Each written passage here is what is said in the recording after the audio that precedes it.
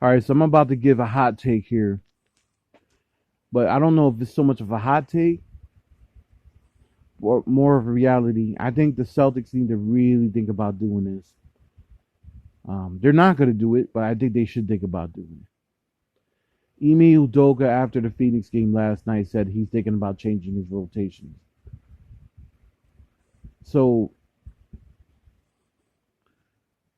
I'm just gonna tell you like this, right? This is what the Celtics should do. They ain't gonna do it, but this is what the Celtics should do with this current roster right now. They should start Horford at the 5, bench Timelord, because Timelord can't give you consistent in game in and out, in game in out. Basically, when it comes to his production on the offensive end, he's just a lob threat. Defensively, he's great, but offensively, he can't. He gives you really pretty much a lack of desire, and he doesn't space the floor. I would start Horford at the 5. Start Tatum at the 4. Start JB at the 3. Start Nesmith at the 2. Start Pritchard at the 1. Try for one game. Just one game. Have Smart and Schroder come off the bench. See if that ignites the bench. See if that ignites Smart. See if that ignites Schroder. To play within role. Play within a role. You know, I'm not going to get too much into JB getting slaughtered in the Boston media and Jason Tatum's getting slaughtered in the Boston media. Saying a lot of people, including Ian Thompson, sitting there talking about, you know, they only care about their own individual stats, which is hilarious to me. Especially with Brown, that's highly hilarious. It's just Boston media trying to push. They're trying to push the narrative that Brown and Tatum aren't going to work. It's just the constant push since 2018. It's just has been the narrative. Let's break the two guys up. That said, I'm not going to get into that. Here's what I am going to get into. If you want to get the best of facilitator Jason Tatum and facilitator Jaylen Brown, you need guys that aren't going to be able. You need guys that are going to catch and shoot. Right? I think the best example of this is Miami. Miami has Jimmy Butler, Tyler Hero, and Duncan Robinson on the court, along with Kyle Lowry. But let's talk about their original lineup is really Jimmy Butler, Tyler Hero, and Duncan Robinson. What you do is you surround Jimmy Butler and Bam with outside shooting. So what you do is you get a guy like a Tyler Hero and a guy like Duncan Robinson to run off screens. And they're accurate enough shooters to how they'll allow the spacing for the team, you know, for the best players on the team to get their points. And then they get their points off of rotations. They get their points off of screens. Payton Pritchard is a guy that can break you off the dribble, but he's also a really good catch and shoot. He proved last year he was a really good catch and shoot. Is he having a great season this year? Outside of the Portland game, he hasn't had a good season, but he's also dealt with the face injury in the beginning of the year, and then Ime not playing him for whatever stupid ass reason. The problem is there's just not enough shooting in our lineup. We have too many space eaters. Time Lord's a space eater because all he does is catch lobs. He's going to stay in the paint because that's what you need him to be at his best to get rebounds. But in today's day and age, you're going to have to sacrifice something in order to get more offensive production. You know, Al Horford still gives you what you need at center. You know what I mean? For most games. And if you don't want to start Al, then you can go put Time Lord in there on certain games. But you got one big man, right? You start one of the big men. You put Tatum at the 4 because it seems like Tatum at the 4 is able to kill all those forwards. So there's not a lot of power forwards that could defend Jason Tatum. That's a mismatch problem. Jaylen Brown's a natural 3. So you put Jalen at the 3, and there's not going to be many threes that can handle Jaylen Brown. So that pretty much leads to 2 guard positions. Marcus Smart and Dennis Schroder have been horrendous from three-point land.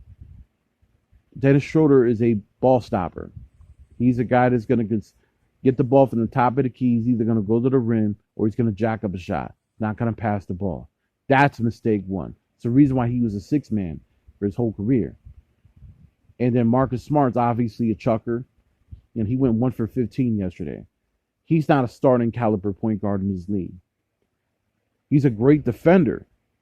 And Schroeder's a decent defender. Smart's a great defender. But Smart's always been good when he comes off the bench. When he comes off the bench, he's incredible. Just come off the bench, be that spark. That's where Marcus Smart's best at. He's not a starting point guard in this league. And Schroeder has always been at his best being a 6-man. So when you got both those guys coming off the bench, it gives a spark to the bench. Whether Aaron Nesmith and Pricthard light it up, it's not important. It's just a threat that they're 3-point shooting. Their 3-point shooting is just a threat. You won't have so much ISO ball, and you will have a lot more ball movement when you surround Jason Tatum and Jaylen Brown and Al Horford with shooters. You're not going to have so much. Right now, what you see with the offense is not fun. You just see Tatum's trying to go one-on-one. Brown hasn't been able really to play, so I can't even blame him. He's hamstring. But you see Smart trying to go one-on-one. You see Smart trying to shoot threes. You see Schroder trying to go one-on-one, shoot threes and go to the rim. Those guys are all playing out of position, and they're not playing within their games because they don't have any. None of those guys complement each other. The only ones that do are the 3 that I mentioned: Jaylen Brown, Jason Tatum, Al Horford. They all complement each other. The rest of those guys don't. The difference between the Eastern Conference title contending Boston Celtics from 2018 and 2020 is simple: facilitate. Kemba wasn't a great facilitator. He was an ISO guy. However, he moved without the ball in Boston. Had one of his best years until he got hurt. But we had Gordon Hayward to facilitate, so he allowed Jaylen Brown, Jason Tatum, Marcus Smart, Kemba Walker. Gordon Hayward was a lot of that glue. Even though he annoyed the hell out of me, he was a good player. He gave them a facilitator. In 2018, you had Terry Rozier, who was like the hockey assist guy. He was never going to give you the 6 or 7 assists on stat, but he was the guy that moved the ball. He moved without the ball. He could catch a shoot. He could go around picks.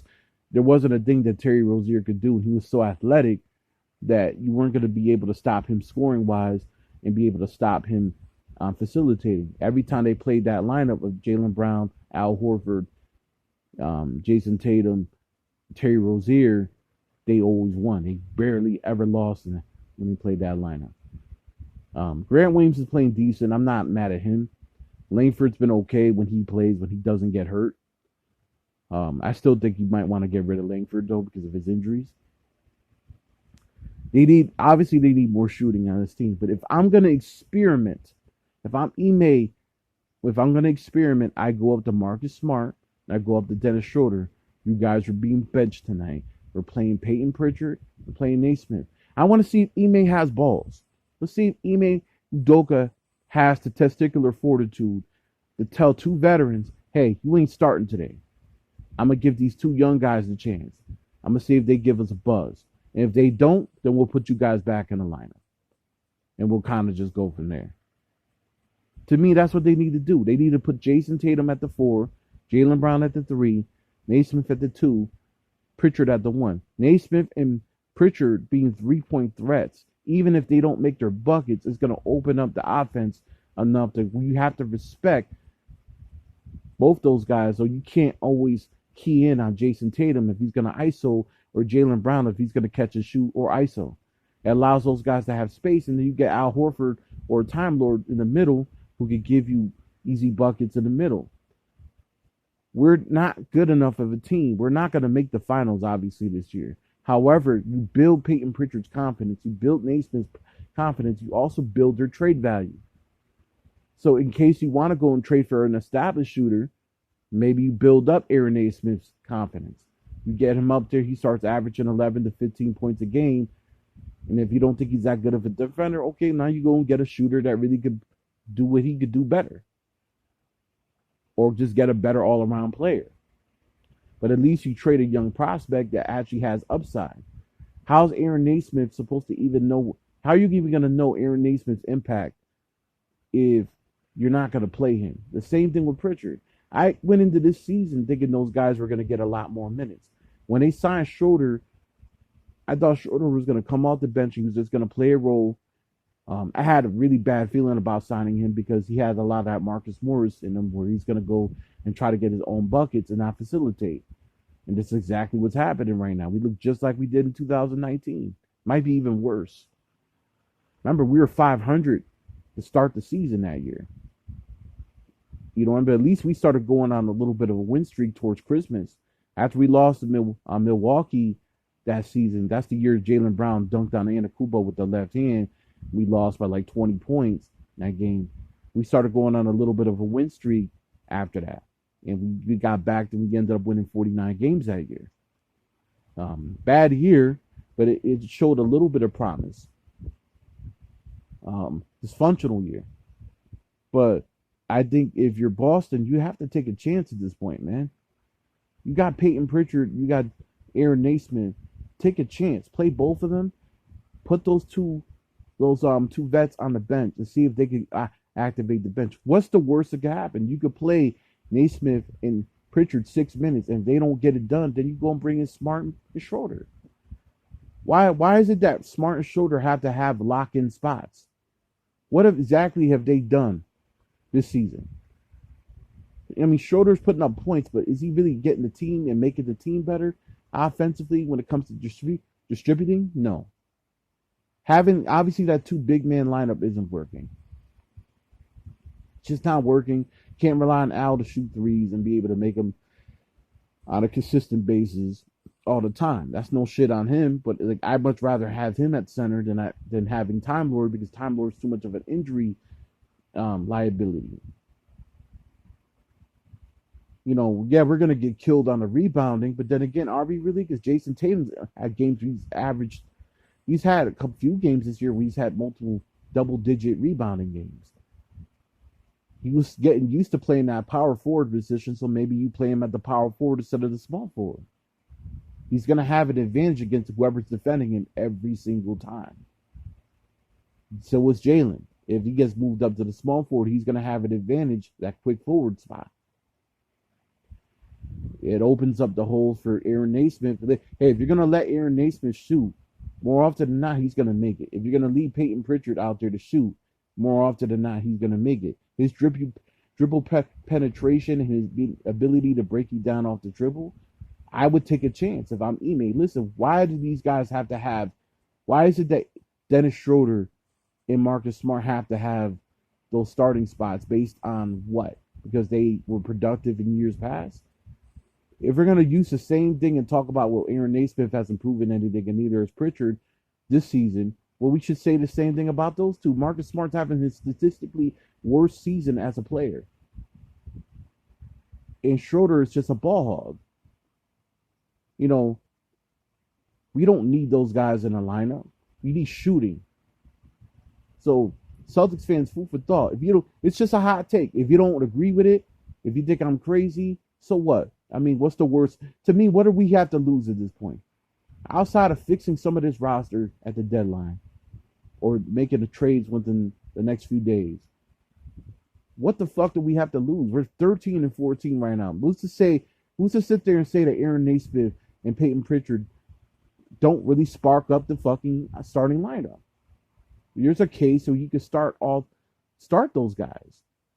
You you score enough points and then you bring up the Bulldogs. This ain't really nothing new. If you really think about it, you know, when we had the team in 2018, Marcus Smart was coming off the bench a lot that year. And so was Terry Rozier. When Rozier came in the lineup, started winning, but we won even when Rozier was off. Now, mind you, we had Kyrie at the point guard, so obviously he's talented, but, you know, we got to think about that, man. Like, try something, man. What's it gonna hurt? Pritchard and Nesmith should start one game this year. Let's just see what they do. Just give them a chance, an honest chance. Gold Squad TV. You can like, subscribe, comment. Let me know what you guys think. Peace.